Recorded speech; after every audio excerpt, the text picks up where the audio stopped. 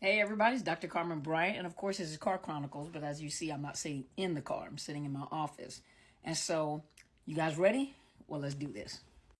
So let's talk about a narcissist and living in an altered reality. So, as you know, in the world of psychology, when you talk about an altered reality, you're usually talking about psychotic episodes. You're talking about, a distorted perception of reality.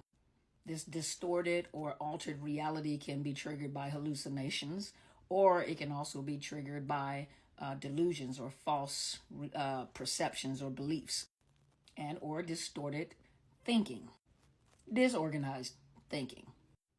Now, the average narcissist, well, I'm not going to say the average because I don't know the percentile or the statistics, but most of the narcissists that I have seen, that I've talked to people about that may have been in my, in my private practice over the years, most of them did not have psychotic episodes. They were not going through psychosis. Some have, because some have been traumatized, severely traumatized. Some have already had mental health issues that caused them to have psychotic episodes.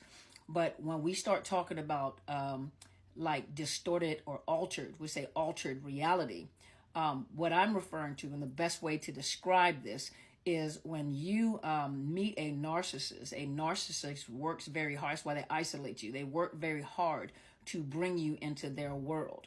They don't want to be in your world because your world consists of accountability and responsibility and reality, to, point out. Some of you guys were the scapegoats. So, to point out the elephant in the room, to not play the game, not to agree to the things that you say. Just like most of you guys know, you're going to be gaslighted by a narcissist. So you're always walking on eggshells. You're always questioning your reality. You're always questioning yourself, as most of you come out questioning yourselves. But what they do is they pull you into their altered reality and they create their own narratives. That's why the smear campaign is so horrible, because they create their own narratives in order to cover themselves, because they know that you're going to go and tell the truth.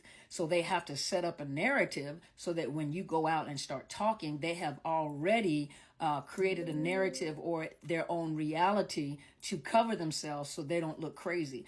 Texting someone or talking about you behind your back in order to cover themselves when you do start talking, or when you are acting crazy, that crazy making, they're already writing a narrative, but you are pulled into their altered reality, into their narratives.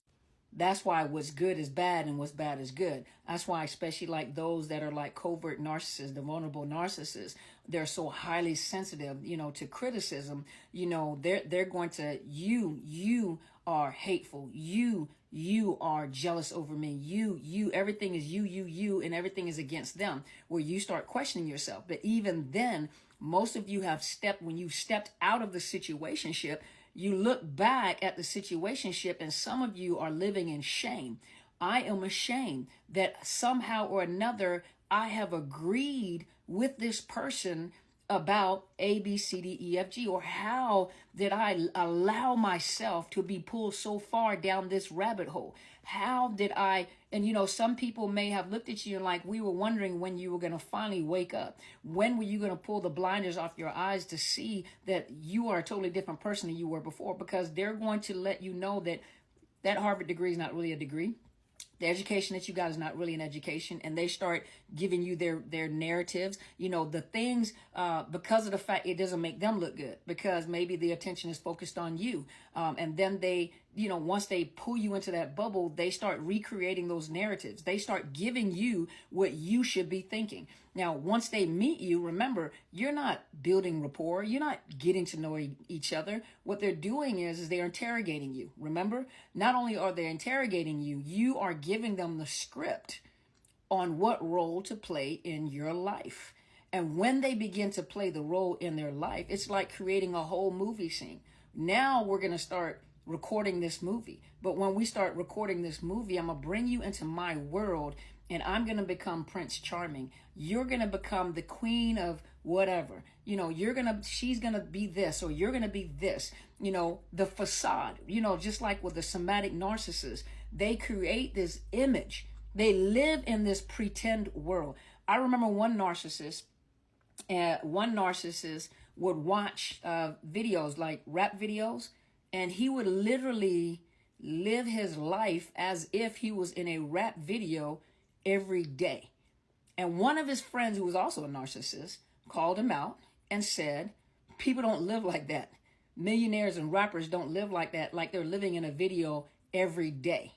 You know, he got the expensive cars, you know, he got the fake jewelry, but he actually tried to make people believe that he was a millionaire, he was a rap mogul, he was in the rap industry, even to a point where he uses other people that may have rap skills, may be connected, and pull them in to try to put himself in these rooms, on these platforms, to be around, to show people who he really is not. And the thing about it is he just hasn't been discovered yet. When I say discovered, you know, that he is not who he pretends to be. But he lived his life riding around every day off of other people's finances, making people believe that he is some type of rap mogul. He was some type of millionaire. The cars, the clothes, the motorcycles, the fake jewelry that he was wearing, trying to convince people. This is the same one where you guys laughed and said that Rolexes come from Iraq.